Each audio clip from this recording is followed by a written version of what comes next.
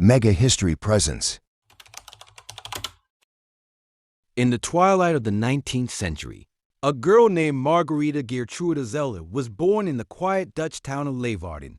Her early life, steeped in middle-class comfort, offered little hint of the seismic drama that would later define her. The daughter of a hat merchant, Margaretha's childhood was marked by privilege until her father's bankruptcy and her mother's death shattered her stability. Sent to live with relatives, she grew into a striking young woman with an insatiable appetite for adventure, a trait that would propel her into a life far removed from provincial Dutch norms. At 18, she answered a newspaper ad placed by Rudolph MacLeod, a Dutch colonial officer seeking a wife. Their hasty marriage transported her to the Dutch East Indies, where the lush jungles of Java and Sumatra became the backdrop for both personal tragedy and rebirth. The death of her young son, Norman, from poisoning allegedly at the hands of a disgruntled servant, and the abuse she endured from her alcoholic husband fractured the marriage. Returning to Europe in 1902, Margaretha shed her past like a worn skin, emerging in Paris as Matahari, a name borrowed from the Malay language, meaning eye of the day or sun.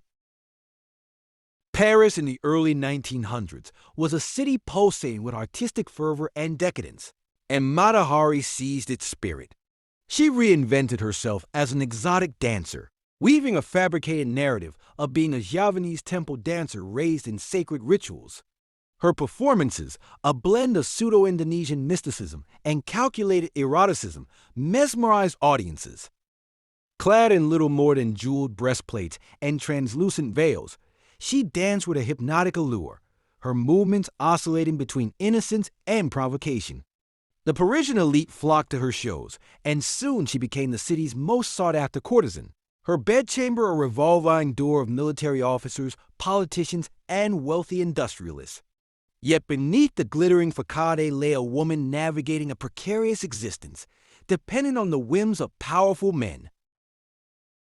As World War I engulfed Europe, Matahari's neutral Dutch citizenship granted her rare mobility. She traversed borders with ease, her travels funded by a string of wealthy lovers. It was this very access that drew the attention of intelligence agencies. In 1916, as the war's brutality intensified, she was recruited by the French Douane Bureau. Tasked with seducing German Crown Prince Wilhelm during a performance in Berlin, she was promised a lucrative sum for information. But Matahari's foray into espionage was less a patriotic endeavor than a survival tactic. Financial desperation and a desire for relevance drove her to accept the assignment. Unbeknownst to her, German intelligence had already flagged her movements.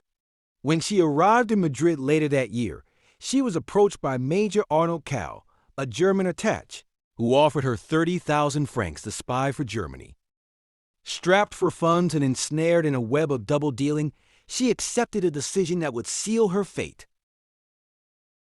Matahari's 1916 mission to Spain stands as one of her most audacious and ill-fated exploits. Sent by the French to extract military secrets from German officials, she arrived in Madrid under the guise of reigniting her performing career.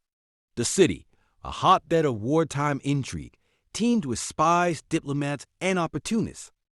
Matahari, ever the chameleon, slipped into the role of a socialite, attending lavish parties hosted by high-ranking officials. Her target was Major Kahl, the German military attaché, whom she charmed with her wit and sensuality.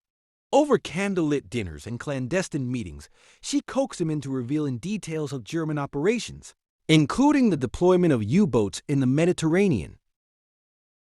Yet the mission unraveled with catastrophic speed. Unaware that Kahl had grown suspicious of her motives, Matahari continued to transmit information to her French handlers via coded letters. What she did not realize was that Kahl had deliberately fed her false intelligence, part of a German counterintelligence ploy to discredit her. Worse, the French had intercepted a German wireless transmission referring to an agent, codenamed H-21, later linked to Matahari, who had allegedly provided critical details about Allied defenses. The messages, encrypted using a cipher the Germans knew the French could break, were a calculated ruse to eliminate her. By the time Mata Hari returned to Paris in early 1917, the Douane Bureau had turned against her. Arrested at her hotel on charges of espionage, she faced a trial that was less about justice and more about wartime propaganda.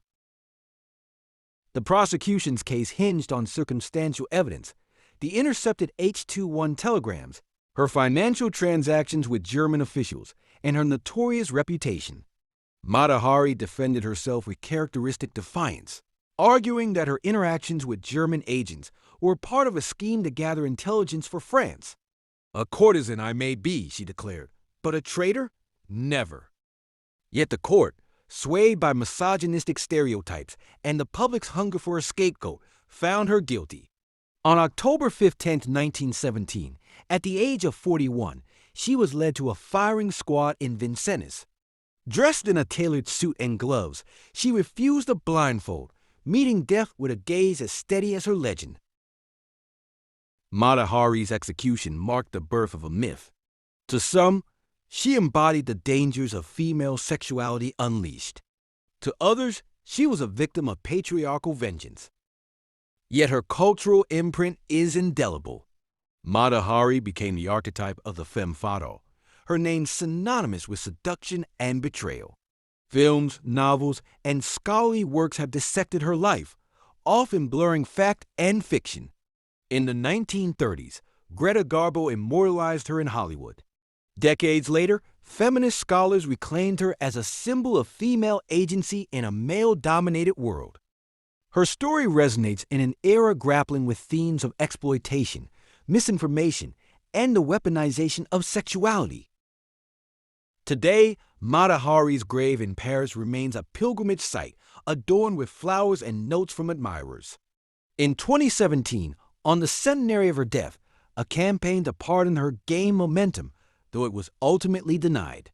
The refusal underscored a lingering truth.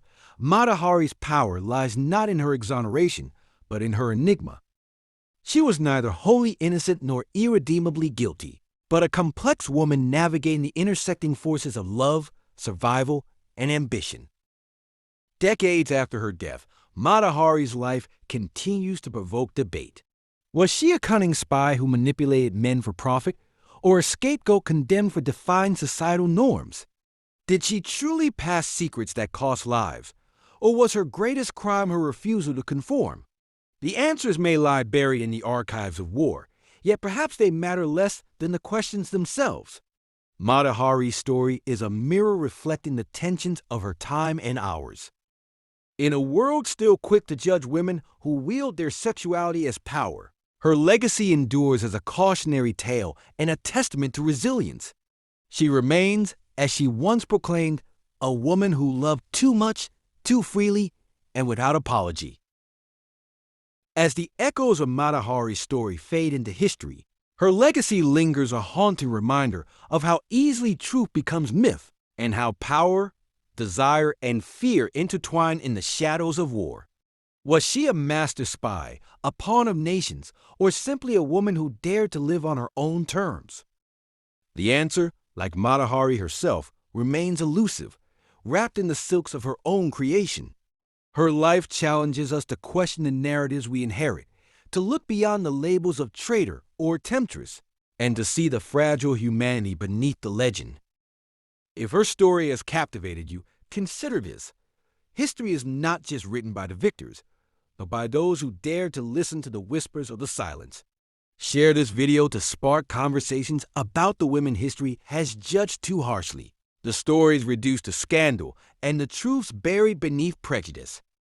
Subscribe to this channel and join a community passionate about unearthing the untold chapters of the past where fact and mystery collide, and where figures like Mata Hari are not merely footnotes, but forces that redefine how we see power, betrayal, and resilience. Your support fuels our journey into the forgotten corridors of history. Hit like if you believe her story deserves to be heard, and ring the bell to stay updated as we delve into more enigmatic lives, unsolved mysteries, and legends that defy time.